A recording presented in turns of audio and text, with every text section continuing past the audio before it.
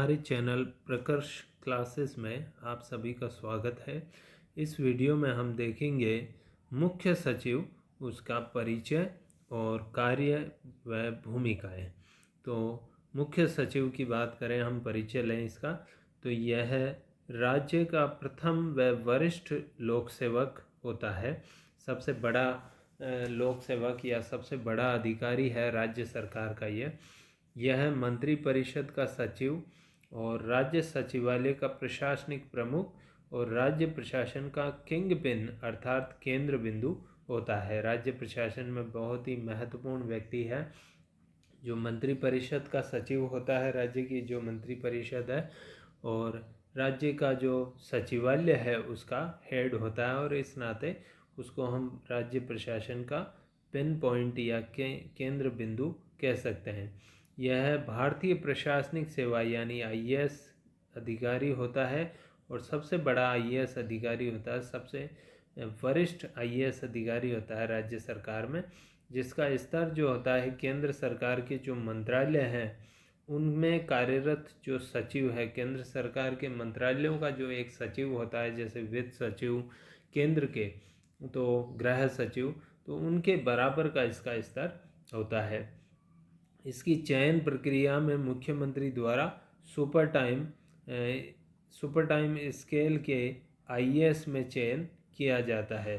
तो super time scale के जो आईएएस राज्य में कार्यरत हैं उनमें से किसी एक को इस पद पे मुख्यमंत्री द्वारा नियुक्त किया जाता है। इस संबंध में मुख्यमंत्री केंद्र सरकार से भी परामर्श कर सकता है और वह 3 बातों का ध्यान रखता है। एक तो देखता है कि अनुभव कितना है, सुपर टाइम स्केल के विभिन्न आईएएस जो हैं उनमें किसका अनुभव अच्छा है उसको देखता है। साथ ही साथ ये देखता है कि उसका निष्पादन या योग्यता या सर्विस रिकॉर्ड कैसा है, यानी उसका जो कामकाज अब तक का था राज्य सरकार में वो बहुत अच्छा होना चाहिए।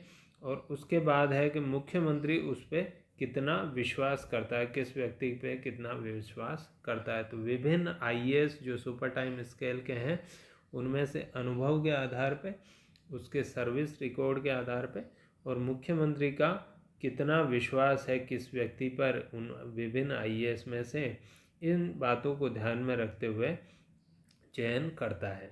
अब देखते हैं हम उसके कार्य, तो कौन कौन से वो कार्य करता है, ये प्रमुख कार्य हम देखेंगे। तो देखिए, मुख्य सचिव का पहला कार्य है वह राज्य मंत्रिमंडल का सहयोगी, परामर्शदाता व सचिव होता है। तो मंत्रिमंडल को नीति निर्माण में आवश्यक सूचना, सहायता और सलाह प्रदान करता है। मंत्रिमंडल की बैठकों की व्यवस्था करता है, उनकी बैठकों का एजेंडा तैयार करता है, बैठक में स्वयं भी भाग लेता है मंत्रिमंडल की में, उनमें अपने विचार व्यक्त करता है, और कार्यवाही जो भी होती है उनके रिकॉर्ड या सूक्ष्म लिखना। तो बैठक के बाद फिर ये देखना कि बैठक के में जो लिए गए निर्णय हैं वो कितने क्रियान्वित हो रहे हैं, उनको क्रियान्वित करवाना। तो ये मुख्य सचिव का पहला कार्य आया। दूसरा कार्य है मुख्यमंत्री का प्रमुख सलाहकार है, वो मुख्यमंत्री को परामर्श देता है राज्य के प्रशासन संबंधी मामलों में।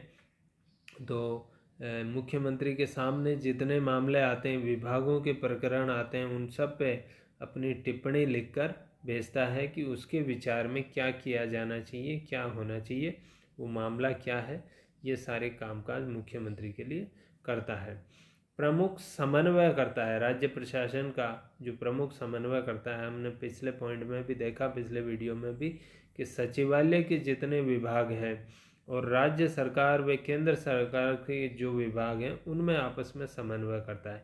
साथ ही साथ क्षेत्रीय और जिला स्तर के जो अधिकारी हैं, जैसे जिला कलेक्टर्स या संभागीय आयुक्त, उनकी बैठकों की अध्यक्षता करता है और उनकी समस्याओं से अवगत होता है, उनको दूर करने का प्रयास करता है।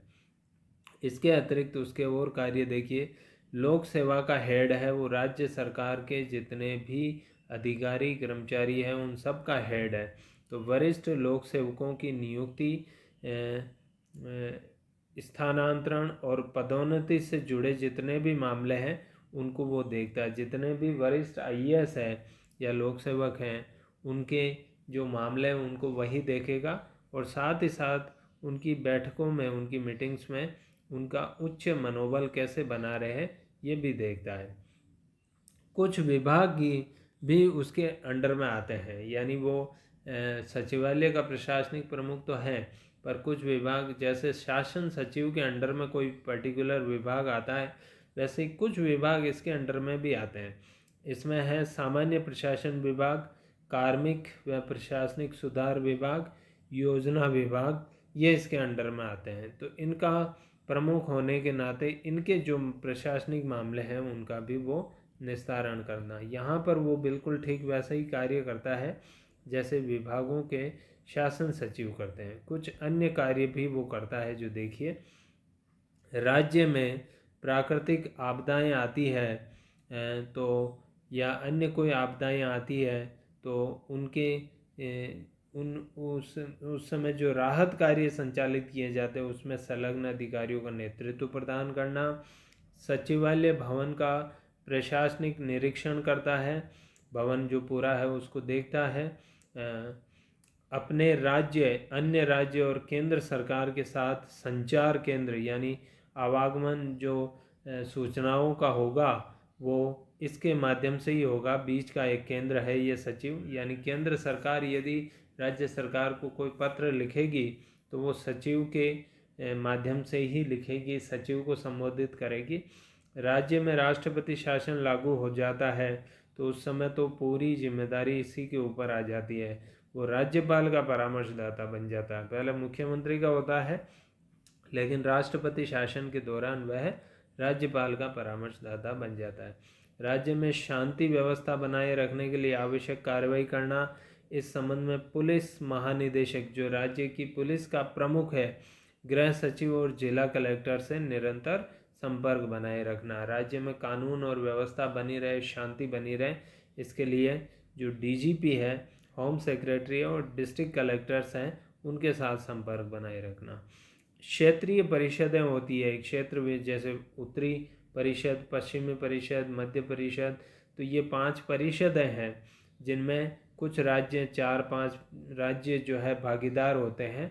तो जब भी उस क्षेत्रीय परिषद में जो उस क्षेत्रीय परिषद का सचिव होता है वो उन राज्यों के, जैसे पूर्वी परिषद है तो पूर्वी परिषद में मान लीजिए 5 राज्य हैं, तो 5 राज्यों में से हर राज्य की बारी के अनुसार सचिव बनते हैं, तो बारी बारी से सचिव बनाया जाता है उस परिषद का।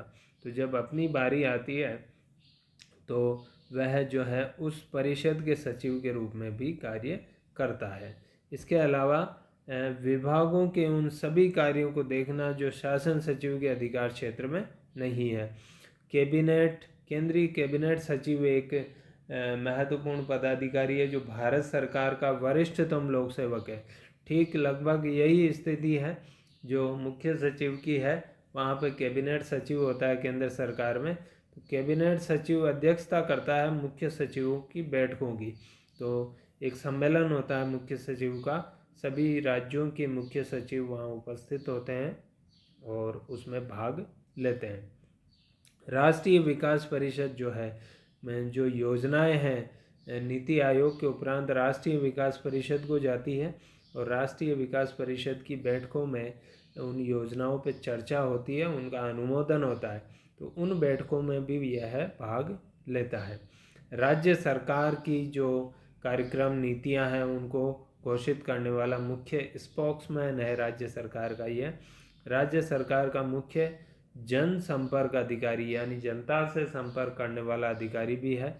राज्य में अति विशिष्ट व्यक्ति, जैसे मान लीजिए राज्य में राष्ट्रपति का दौरा है या प्रधानमंत्री का दौरा है या गृह मंत्री का दौरा है, तो उस दौरान उन दौरों की व्यवस्था करना भी इसका कार्य है। राज्य में गैर सरकारी संगठन कोई भी है, एनजीओ जो काम करते हैं, विभिन्न प्रकार की सेवाएं प्रदान करते हैं, उद्योगों के जो मंडल बने हुए हैं या दबाव समूह जैसे किसानों का संगठन है, कर्मचारियों का संगठन है, तो इनसे वार्ता करके इनका पक्ष भी स्पष्ट करना, इनसे जानना कि आपकी समस्याएं क्या है। तो इस प्रकार से मुख्य सचिव जो है उसके विभिन्न कार्य हैं और इन विभिन्न कार्यों को मुख्य सचिव करता है। इसलिए कहा गया है कि वह पिन पॉइंट है। एक छोटे